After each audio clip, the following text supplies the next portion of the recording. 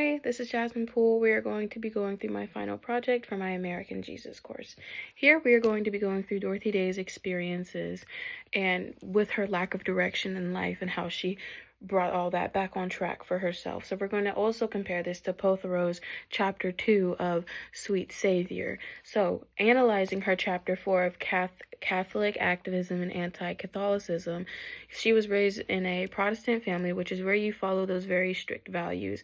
They planted their beliefs, and while crisis lasted, people loved one another. So they made sure that they always had this sense of community.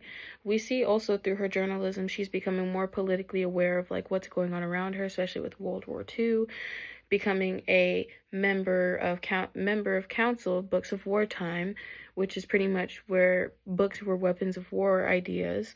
So it was pretty much like, again, planted on this idea of the American Jesus, on how people have to believe that if you're not American, then you're not saved and you're not okay, you're not safe. So what you need to do is you need to convert to this. And this, again, is a method of control that you see throughout the American Jesus, because this is used in politics and mainly politics, honestly.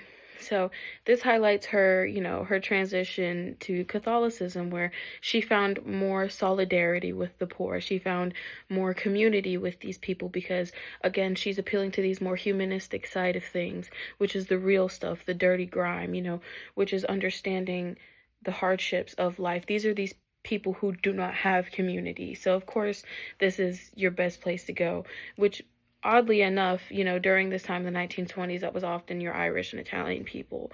So, with that being said, you think to the connection with Pothrow chapter 2 of Sweet Savior, and how during this time God became more of an appeal to the feminine side and the sentiments and the sentimental ideas of Jesus. I'm sorry. This kind of resonates with mainly women and children.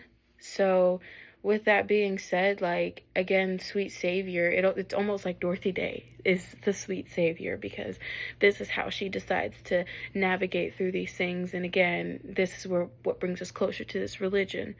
My personal experience through all of this is the need for connection.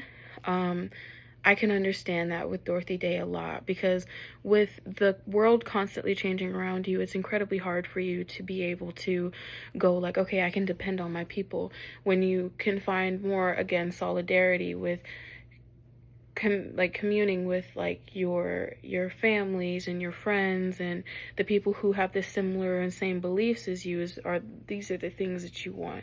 So this is what I have understand myself, is that my need for this during my spiritual awakening and my spiritual journeys through life. Thank you for listening to my final project. Bye.